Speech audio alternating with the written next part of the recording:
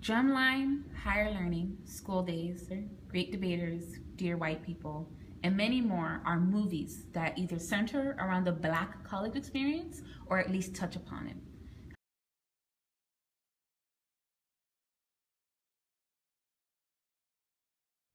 I've seen School Days, Nutty Professor, Great Debater. I think School Days. School Days.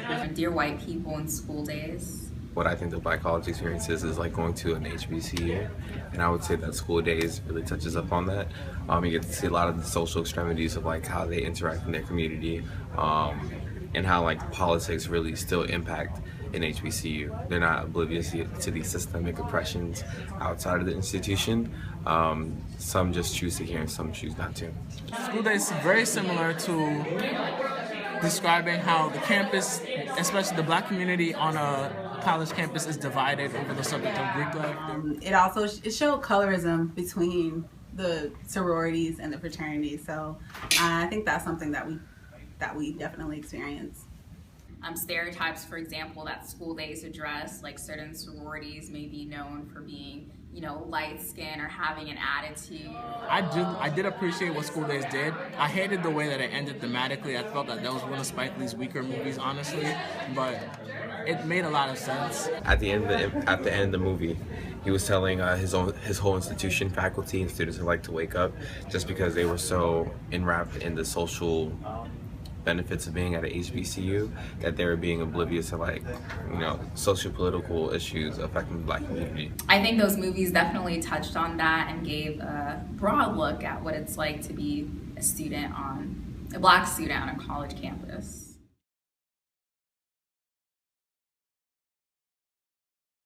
I mean, there's not Haitians no more. Like, you only see Black. You don't see like the different ethnicities within the Black culture. That's one.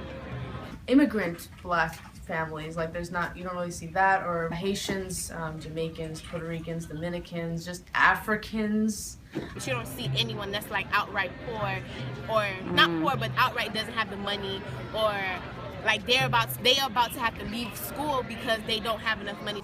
Like, my queerness is definitely left out of all of those movies.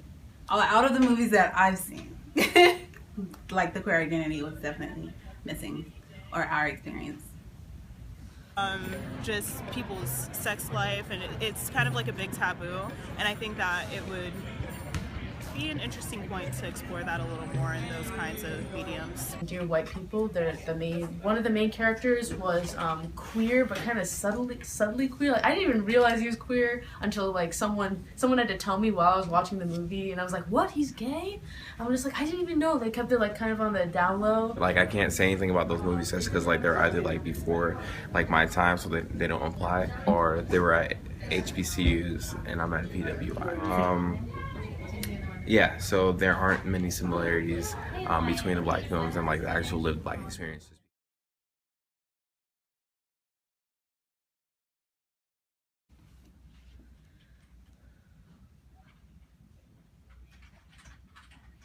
Dear White People was cool in that, especially to the school that we go to, the University of Florida, a lot of the things we can identify with, the whole blackface incident and everything like that, the sort of institutionalized racism that we face on a day-to-day basis. So at the University of Florida is mentioned in the credits, Dear White People, because that was an incident.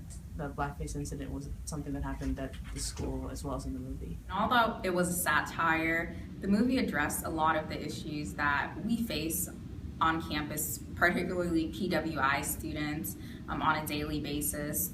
We'll deal with white students either making fun of our culture or mocking us, and that really stirred controversy, and we weren't having it. I guess with Dear White People, I liked that there's a lot of like intellectual colored people, or people of color, or black folks that and sometimes I see movies that don't really like portray that side of the Black community.